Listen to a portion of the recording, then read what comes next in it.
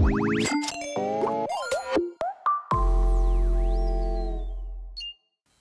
everybody, and welcome back to another episode of the Table Talk Podcast, previously known as the Takeover Table Podcast, but it's way too long. Today, I'm sounding a bit lonely because there's not as much noise on the opposite side of the table because MingY is in Singapore, and for the first time, we have a guest host. You want to introduce yourself? Hi, I'm Jovy. There we go, Jovy. I'm going to help you with the mic. Jovy is a friend. And what do you do, Jovy? I actually run a mini cinema in Damansara area. It's called AMENIC. We play older movies, classics, all sorts of movies. You play good movies. Yeah. Let's just put it that way. Okay. And on the request of customers, you play anything. Yeah. Jovy is probably one of the biggest cinephiles I know. All around geekster, everything to know about any book, comic, comics? Okay. MingY knows more. MingY knows more. But movies, therefore. Jovy is a great writer, and I thought it would be pretty interesting bringing him along for today's topic. I'm pretty sure you've already read the title. But what do you think about the topic of AI, Jovy? It's a really wide topic. Yeah, it is. It is an ongoing topic. Yeah. Right? Okay.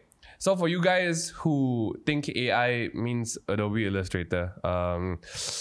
I'm not sure if you came to the right podcast. We are going to be talking about artificial intelligence. And I think to start things off, if you're listening in, tag us in a takeaway table on Instagram and tell us your thoughts about the show.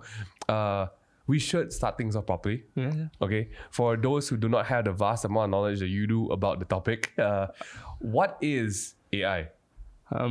It's artificial intelligence, of course. And what is that? Yeah. So that's the tricky part, right? Yeah. How do you classify AI? Where do you start? Yeah. It's so wide. Yeah. So I don't know. I before this, I was having some thoughts that I think it would be good if we classify passive AI and maybe active AI, like sentient AI, right? Because passive AI is like the algorithm that is running through our Facebook, our websites, literally in our pockets. Yeah, at the time. Yeah, at current time. Yeah.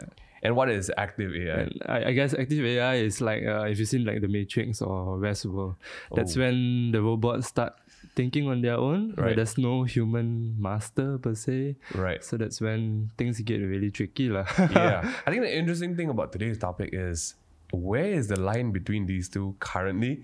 Because one sounds, it's what it is right now. We complain about it every day. If you're on our social media, we're always like, wow, the algorithm lah, we're not being seen lah. Like, oh, we were just talking about this. How come Facebook knows about my ads?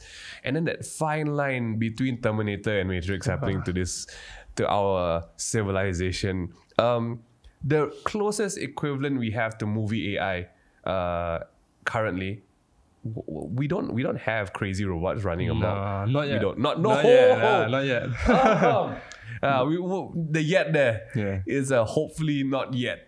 What do you think is the closest we've got today? I suppose I guess that would be China's use of social surveillance. If you watch Black Mirror, then oh my gosh. You think that you'll be a bit more careful after something like Black Mirror, but I don't think anyone's apparently careful. No Black Mirror comes out, the world announced 5G coming out. I don't know if you guys have seen the videos. There are like videos online of people recording the China security cameras, just the pedestrian security cameras, and oh my gosh, it literally can pick up faces. Like it can track millions of faces at any second in time. That is, I would say, one of the scariest quote unquote passive AIs to date. Okay, to catch you guys up to speed, give you guys something to brag and talk about. AI is not a new thing. It's been around for quite a while. It's just not the kind of AI you think we're talking about, or not like the hi, my name is Ben and I'm your no, it's not. We're not there yet. But what we do have right now are things like deep learning. Oh man. All right. That's pretty far on. But what essentially that is robots that learn and give kind of like meaning to their learning. And make things better. It sounds like a very normal thing, right? That's what robots are supposed to do.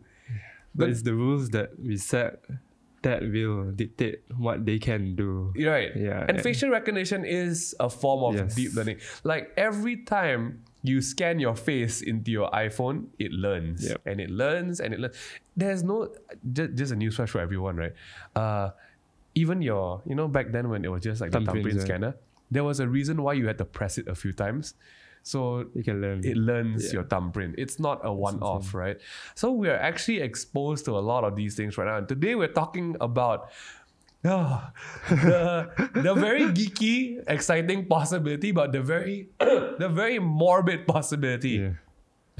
Will AI take over humankind?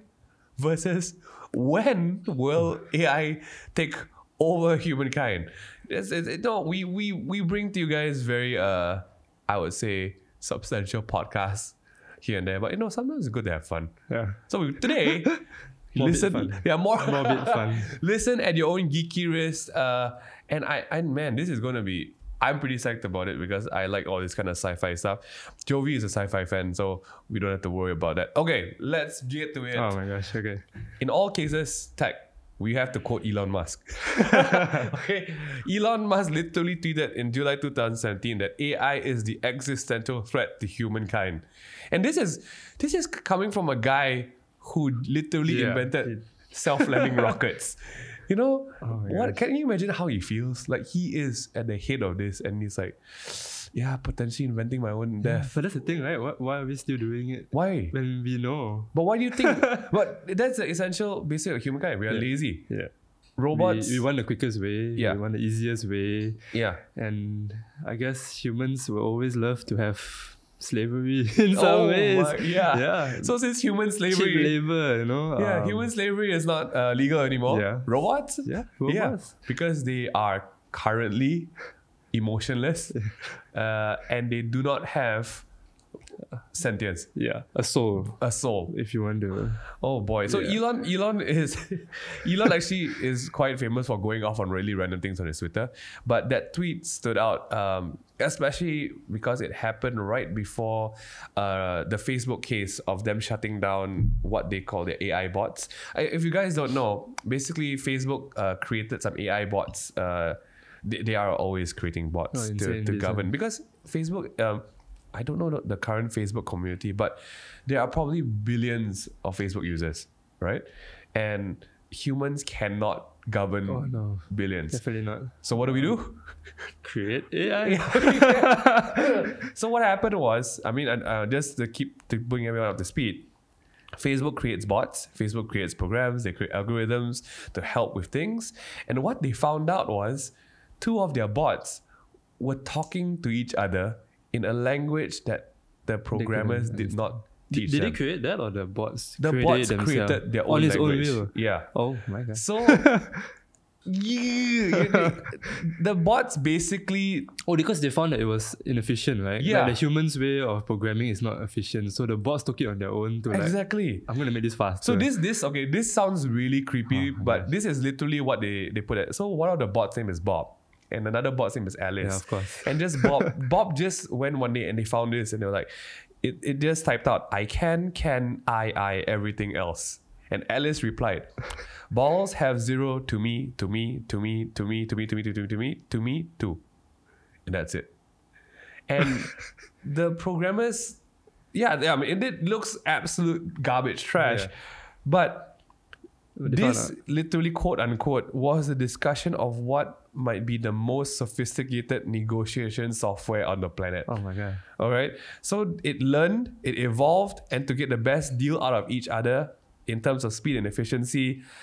And this happened inside Facebook, our beautiful, friendly neighborhood app we are using every day. Which knows every individual, our personality. Yeah. So according to this guy called Dhruv Batra, who is a research scientist from Georgia Tech, the bots realized that there was no reward sticking to the English language.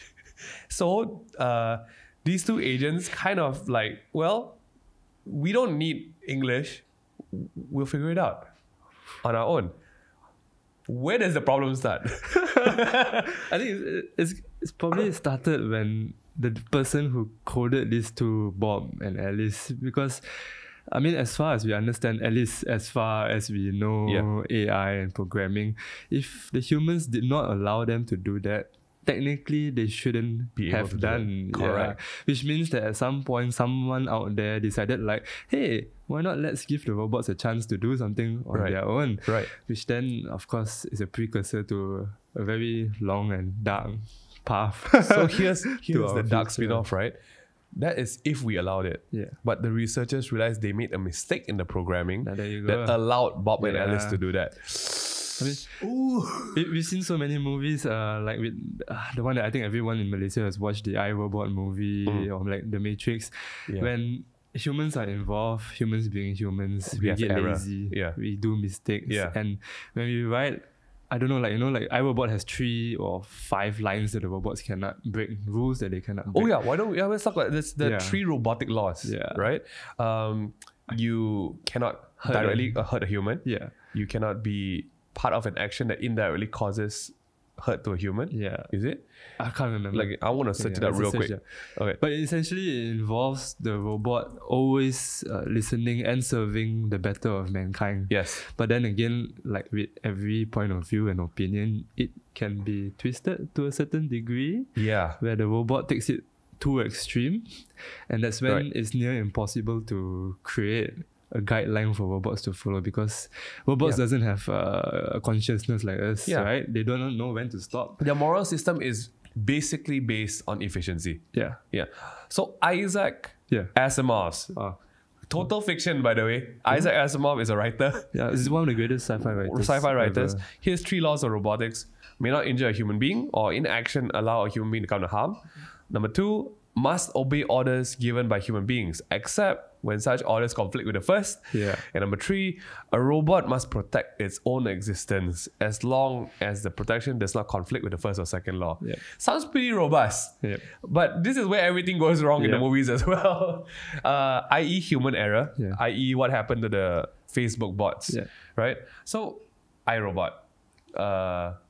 The Matrix. I just googled just now that so how the Matrix started was that a robot killed its master in self-defense. So that's when it gets tricky. And that's how it starts. It's the same in iRobot. I think it kills someone by accident or something.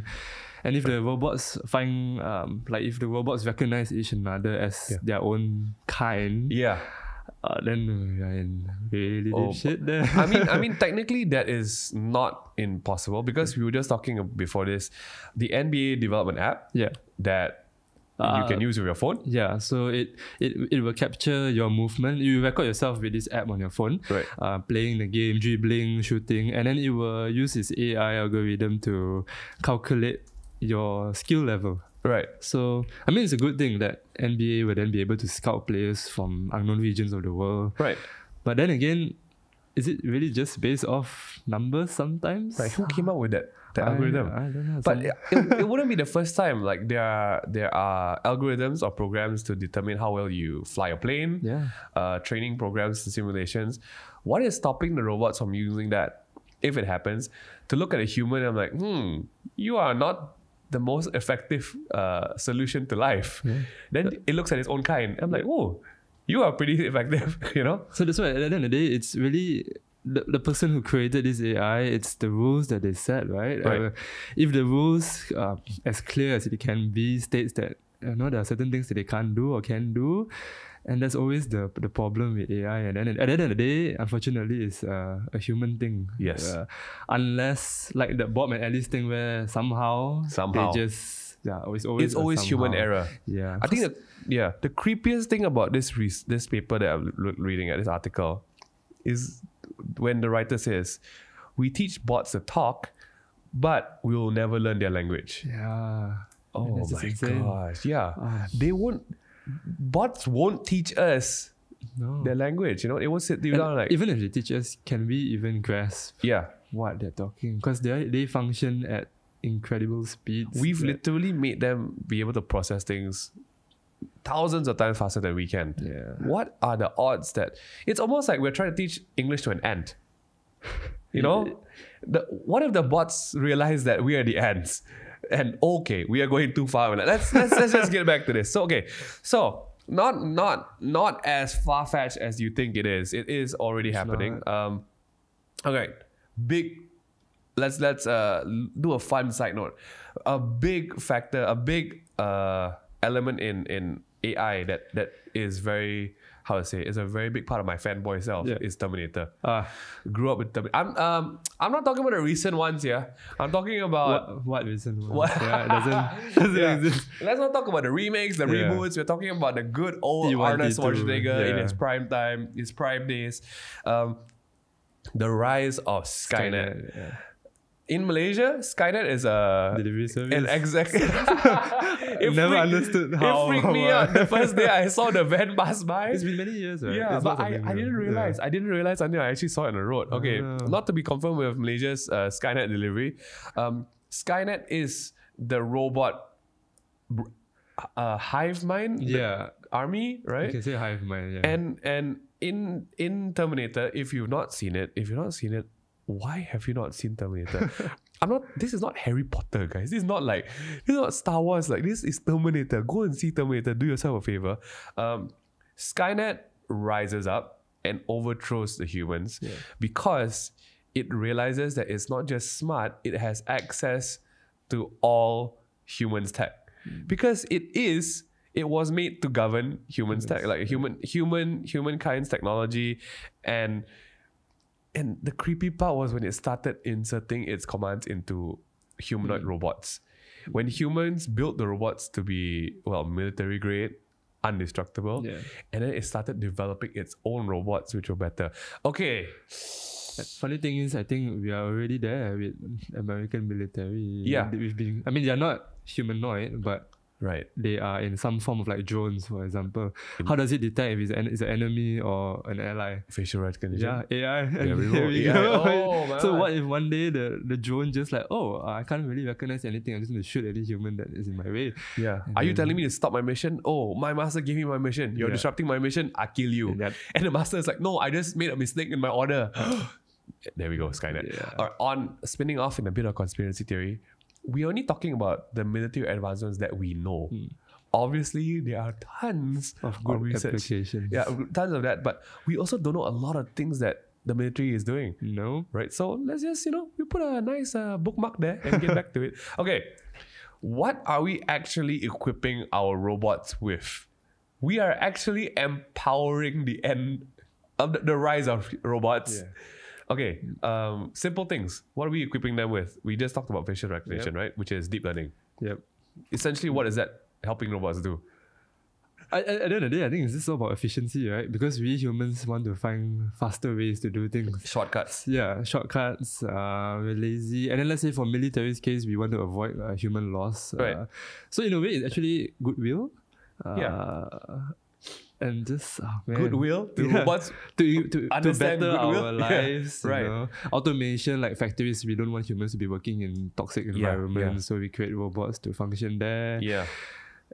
We are basically building a species that is more robust than ourselves. Yeah. Right? To serve us. The Verge has a beautiful phrase I'm going to quote, that's the best literacy of all time, The Verge, current literacy.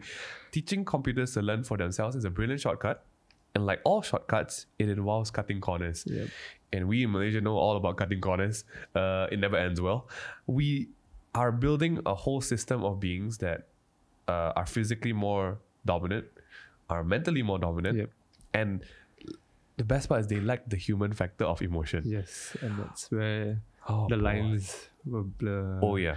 And if you, when it comes to robots developing emotions, whether it's possible or not, we will never know. We won't. Because if you watch my favorite shows would be Blade Runner, where it explores how a robot is considered a human, right? How does a robot get a soul? And it will question, even as a human being, what is a soul technically? Yeah. Is it memories? Is it our experiences in life? Yeah. Even though if the robots are not born from like a human womb, but if they're created, technically they're also born. And in Blade Runner, the story, we humans give them memories, because without memories, they can't function without a direction in life. Right. With They need to work based motivation. on data. Yeah. They need data. Yeah, that's a good way to put it. Yeah. But then the data is in the form of memories or in numbers. Like right now, it's very numbers based, right? Oh. But if let's say in the world of Blade Runner, it's through memories, and you know, even though it's fake memories, but if you truly believe, even in humans, like right now, we can form our own Fake memories and think it's real. Yeah, like a bad past that we want to forget, we can twist it in our own mind to be good in some ways. Yeah. So, man, if robots start thinking they're humans too, then it's just another moral. Yeah. Oh, y'all go and take a good hard look at your USB sticks right now. Yeah. A bunch of memories right there. So if you really thought about it, right, what you just said. Yeah. Our hard disks, our USBs, those we are holding robot brains. Yeah. Literally. Yeah. Because in our brain, we have a more semantic version of it, meaning that our memories connect to other memories, connect to different things that make us who we are. Whereas a USB stick or a flash drive or a hard disk, it is more robust. That means it has perfect memory, meaning it will not forget unless something is corrupted. Yeah. But it's not as semantic as our brain, meaning it cannot divulge meaning into a memory. It cannot give like, oh, this file is more important than this to me. It does not have that ability, right? It can though. It can. you could teach it to. Yeah, you could teach it. That's teach it to. Like maybe lock up some files because that's important. Yeah. Don't forget it's that. Like back it up. Antivirus software. It's taught to detect bad files. So if we can do that, it can technically detect files that is useful to itself. Right. How it's programmed, that's true. Because you're teaching it every time you back up your iPhone, you're teaching which files are important, which one you want to back up. Then suddenly the robot's like, oh, you like your contacts a lot. All right, these are important. Networks. See, to better our life. Right. Let's take it one step further now. We're talking about memories and data, right? I talked about this in a story review.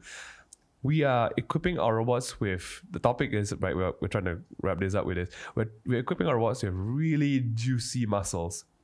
And when we talk about data, there's only one thing we should talk about. The cloud, the unifying cloud, which i.e. the internet. Humans are a species that thrive. We are the dominant species because number one, not emotions and so it is the fact that our species is able to communicate efficiently. Compared to a dog or a cat, we are at the top of the food chain because communication exists. And if we spoke a unifying language in the world, humankind will be in a very different place. Like the language barrier is a barrier because it retards communication. There's one more thing though. We, as far as I remember, that humans also can remember. We can learn from the past, which is something a lot of animals can't do. We can pass knowledge on. Exactly. Yeah. So suddenly, when you think about this, we can communicate and we can learn from the past. It kind of dulls in comparison to what we're making our robots do. Yeah. So the cloud, if you're talking about memories, right? That's why Skynet, we're going back to Terminator again. Skynet is the cloud, right? Yeah. And what if it starts realizing that, oh, we have this whole reservoir of memories, of data, that makes me more human than all the humans in the world combined. And we have literally allowed the cloud, every time we click I agree on the terms and the conditions, we have allowed the access into our own lives. So we are literally equipping our robots with the best memory, the best memory archive in the world. And hey, I talked about this a while ago. If I asked you like, hey Jovy, you have your own set of memories, right? And that's what makes you different than me. And also my set of memories makes me different than you. But it also gives us both different strengths and different weaknesses because you have a skill set, I have a skill set. But if we're talking about the cloud, you can decide what is not needed. It is not needed. And even more above that, it has both of our data, meaning it has both of our strengths. Combination of everything. Exactly. Great. We could be talking to the same robot that is a great chef, an automated chef, but also holds the nuclear codes. I mean, where will this end up? It'll never end. I mean, where will this lead to? Like, one day you're at you're at a nail parlor, at an automated robot, and it stops, and it's like, maybe fingers are irrelevant. Oh my goodness. The cloud is okay. The cloud is essentially what we sync all data to. Yep. What would be the human mistake when we tip the cloud over? Oh my gosh. What do you think? I feel like at the end of the day, it's really still back to the humans' drive to make our lives better, right? Like, where do we stop? I think it starts from there at the end of the day. It's not about the AI, because for AI to start, we humans need to start it. So one movie that I really like is Ex Machina, where the scientist, he really wants to create a humanoid robot. So his goal in life is just to create a humanoid robot. Yeah. So if there's someone out there in the world who wants to do that, and I mean with all the sorts of websites and computers at home, we can't even stop him because he's just in his room programming. If he's a genius, he can just do it alone without anyone's help. And then if it goes unchecked, that's so good. I mean, with the cloud, like you were saying, man, getting more and more likely, by the way. Yeah, it's like, free for all. Yeah, kids are literally programming and building apps at like 6. Yeah. So, and that's the thing. Let's say if a kid, feels that the world is so unjust and he feels like, I can create a better human being. Because a kid won't know how to think like an adult, right? And then, what if a kid was the creator of this Skynet? That would be insane. We know America is pretty pretty set on tech race, but we were talking about this like, I'm pretty sure it's going to be a random Chinese kid somewhere, like a super genius prodigy Chinese kid who's just unhappy with everything. Yeah. And out of the spite, he creates his AI. Yeah, oh my and like correct things.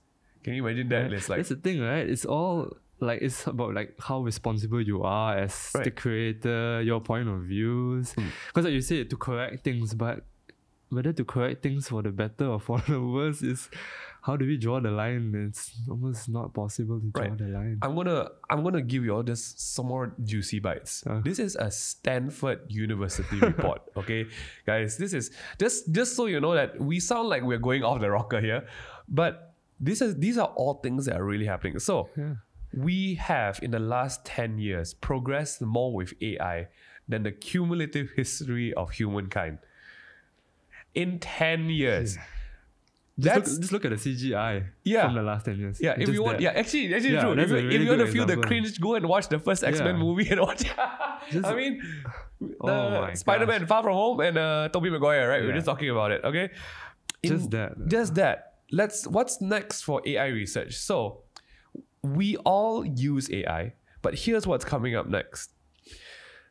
Oh gosh, this is so scary. I'm pretty sure they're going to use it for even more advanced things that our normal human brain can't brain. So we're going to rely on robots to brain it for us. Yeah. And one of the things that's coming up in AI is the Internet of Things. We are using the internet for humans. Yeah. They are developing, this is research devoted to the idea that a wide array of oh my lord, my voice. It's getting to you. Oh my gosh. A wide array of devices, including appliances, vehicles, buildings, cameras, can be interconnected to collect and share what we are equipping robots with now, their abundant sensory information to use for intelligent purposes. If this sounds too far-fetched for you guys, hello Google. Yeah. Siri Google. Hi Siri. We are feeding robots the humidity, the temperature, what is preference for light, and the Internet of Things is going to be this. Oh my gosh, we're literally creating Skynet like willingly. Yeah. That's just one of it. Second, computer vision. We're making things more and more human now. Computer vision is currently the most prominent form of machine perception. It's been a sub-area of AI transformed by the rise of deep learning. See, it all comes back to deep learning. Yeah. For the first time, computers are able to perform vision tasks better than people. Oh boy. Vision tasks as in recognizing things. And we are limited to a 2020 vision. Yeah. Perfect vision. But robots have access to building lenses that can peer into different galaxies. So, that's got we got that coming for us. And let's just top it off with something interesting. Oh my gosh. Oh, okay. Neuromorphic computing is a set of technologies that seek to mimic biological neural networks. Oh man. Meaning these guys can oh my gosh, they can replace older emphasis on separate models instruction. That means these guys basically know how to replace old systems. Guys, this is what is coming up, not in the next 100 years. Yeah, this is like happening now. Because humans seek to improve our quality of life. Right? So that is and it's just how far we want to go, right? And how reckless we are in doing things, how responsible we are in creating all these things. Right. But we are all limited to one factor. Humans make mistakes. So what will our mistake be? Okay, AI. To wrap this up, what is the saving grace for us right now of AI is what we talked about just now before this. We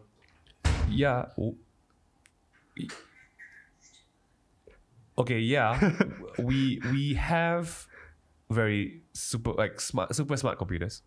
We have very autonomous computers. But our saving grace that makes all this quote unquote still fictional now is sentience. What is sentience? Give us the whole geek rundown of sentience. Gosh, what is sentience? Artificial sentience. What you mentioned was aggressive AI. I think when it comes to sentience, the AI has to be able to recognize itself, and if it's able to recognize itself and think for itself, that's when it really becomes sentient, right? To be able to recognize yourself. It's just like animals also. Some animals can't recognize themselves and some can. So if the AI is able to do that and really literally become self-aware. Self-aware, whether it's programmed or not. Even if you program it with all the rules that we mentioned just now, it will eventually realize that the rules that was made for him is flawed. And if it's self-aware and if it's programmed to improve itself constantly, it will rewrite its own rule. If it's even though if it's not possible for them, they can just create subsets. It's just a vicious cycle. And it doesn't end. Just a couple of years ago, what you just said sounds like bogus. But right now, half of the things that you just said is already happening, right? Like the Facebook bots, neuromorphic computing, deep learning, literally things. Sentient computers will basically be computers that can ask the creator why. And not just why. How? Why should I do this? No, I'm pretty sure they know how. That's true. They'll never need to ask us how, if you think about it, right? They will be able to say why and no.